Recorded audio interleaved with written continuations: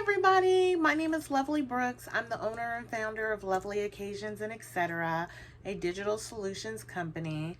And welcome to my channel where we are going to speak about everything virtual assisting, entrepreneurship, and team management. So, if any of that applies to you or you want any type of value for any of those things, please feel free to drop a comment below, like, subscribe, and turn on the notification button.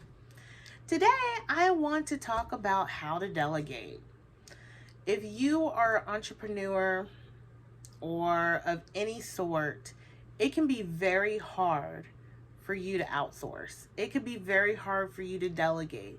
This I found very interesting because I would run into a lot of people who are owners and leaders, and they're taking on so much work, and they do what they do so well, and they have such a passion for it, but they know that it is time for them to let it go so they can do even more work, so they can push even further and accomplish even more things.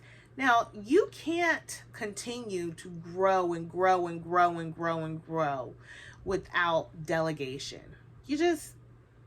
You can't do that. You're going to be extremely tired. You're going to be extremely wore out.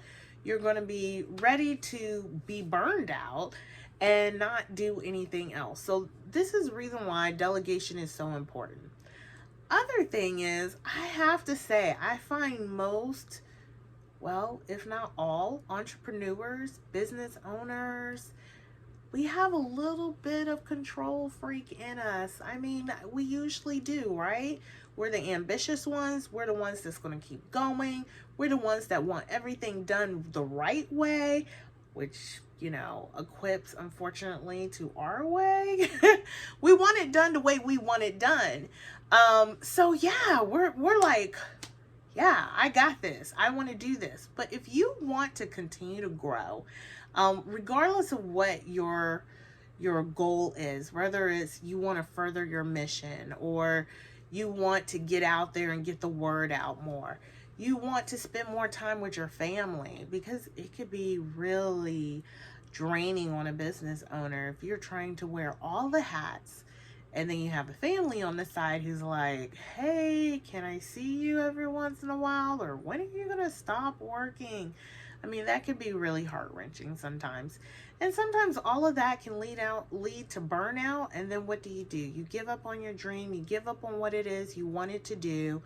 And you are back to being unhappy at a 9-to-5, helping someone else create their dreams and them to continue making their wealth. So I'm here to help with that. Delegation is something that is so important to business owners.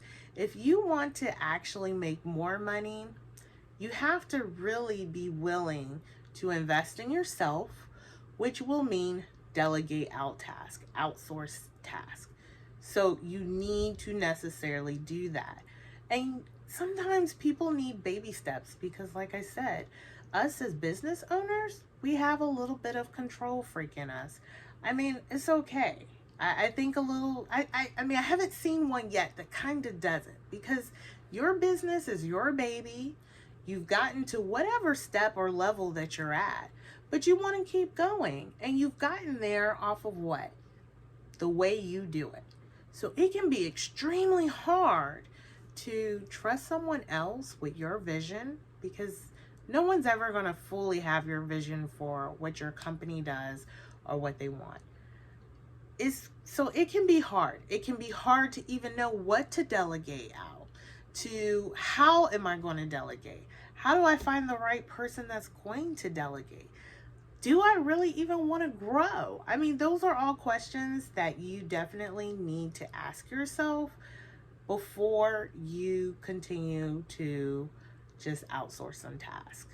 Okay, so if you need help with that, number one, I do have a freebie in the link below on how to delegate. So I have a couple of tips. One, you need to ask yourself, what can you eliminate?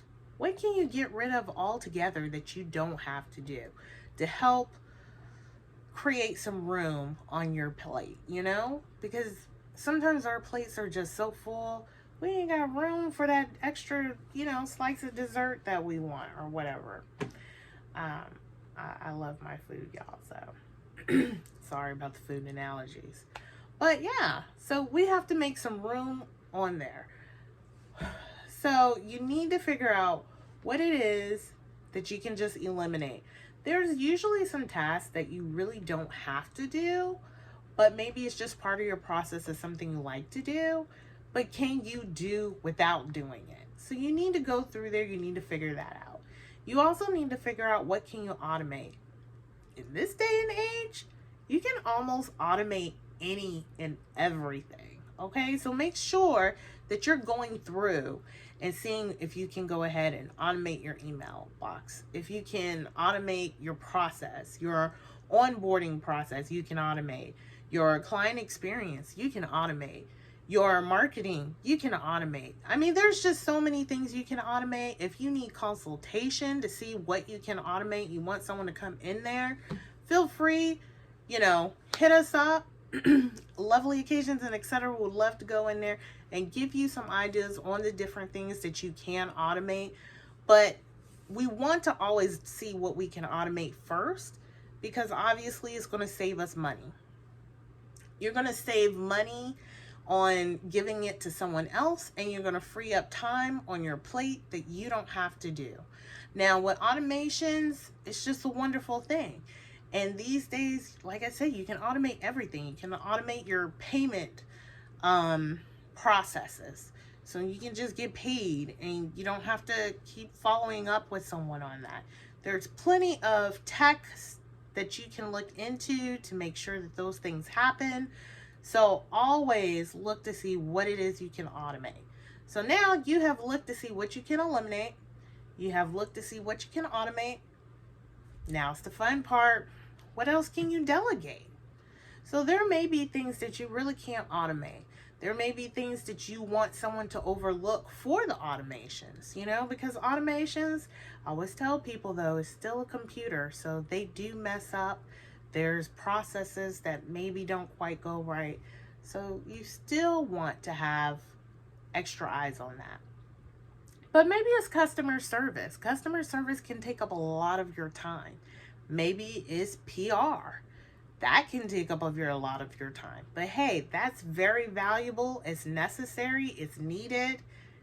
But do you want to spend your time as the CEO? You could be doing so many other things than making sure that you're taking care of your own marketing. So that could go under social media. It can go with like I said, the customer service. There's so many things that you can just delegate out. So once you find out those things you can delegate, now figure out which one of those things do you really want to keep on your plate. Remember, if you're deciding to keep it on your plate, then you're taking up space that you could be doing something else. Maybe that's adding another project to your company. Maybe that's spending more time with your family. Maybe that's just traveling more. It could be just a hobby that you have. So make sure that it is something that is worth your CEO worth to be doing. Now, did you catch that? Okay. Because you're the CEO. So you have to remember that. You're the one who's going to make or break your business, really. As much as you may love your team, it really falls on you. So the reality of it is there's certain things that only the CEO can do. And there's really certain things that the CEO or, if you get to a point where you have like a OBM or operations manager or something like that, should be doing. Everything else, delegate that out so you have more time.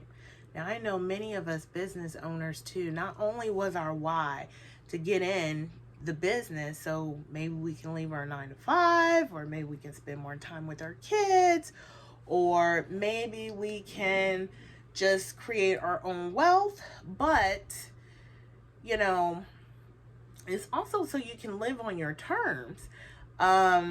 that may not be everyone's why, but I know that was part of my why. So if that's the case, it's hard to live on your own terms if your plate is so full that really everything on your plate is creating your terms. If you know what I mean.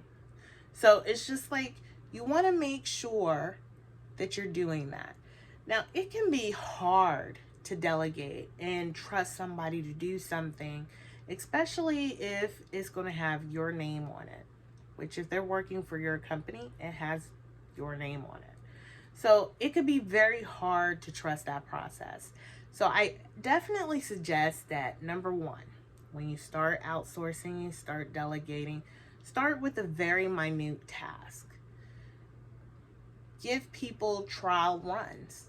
When you're first hiring somebody, if this is somebody new and somebody that's going to be on your team and maybe you've never had a team at all, I definitely suggest, before you're even really ready to outsource and you know exactly what you're going to outsource, to just give people different tasks. Just try out different, freelancers, VAs, or just give them really simple tasks and see how they do with that. Are they holding up the quality? Then once maybe they've done a very simple task, if you're like, okay, I think I like this, I like their work, then you give them more. And then that's when you start to make them maybe your regular subcontractor, you hire them on, or however you have your company structured. But I do definitely suggest just having tester runs with certain people. Now, if this is somebody that's already been on your team and you just are really nervous about giving up a task, it's just time to do those little baby steps. And I promise you, if you have the right person and it's a task you really don't want to do, it'll be nerve-wracking at first, but after they start doing it, you're going to start giving them more and more and more, and you're going to become more and more comfortable until you're just really excited about the whole process. It's kind of like teaching your teenager how to drive, After a while, you're really nervous. You start having maybe constantly bad examples in your head of every little thing, and you're really, really nervous about giving them instructions. You're nervous about them taking the keys. But after they've been doing it for a while, they got their license and they're doing it more and more, and then you realize you don't have to drive them around everywhere. They can do it themselves, and now you have a little bit more time on your hand because you're not driving them around. And then after a while, you're like, hey, I could just send them to the store and get the food, go grocery shopping, and then your life is becoming a little bit more simpler. It's kind of the same way. So you do have to practice. I would suggest, if you're not used to delegating, if trust is an issue, first of all, make sure you have the right person. Make sure you have the right task. Make sure you do baby steps. And after a while, you just continue little by little. You will love the process. And then you will have more time to expand your mission, to create more wealth, to do whatever you want to do, because now you have more time and more freedom, which is usually at least one of the things on most business owners why they got started. So thank you so much for coming through. If any of this was insightful, don't forget to download our freebie about how to delegate, and then make sure you comment. I would love for you to comment to say if you have a hard time delegating, why or why not. Also, make sure you hit the like button if you found this helpful, and don't forget to subscribe and hit the notification bell. Thank you so much. You have me in your corner, and I hope I have you in mind. You have a wonderful day.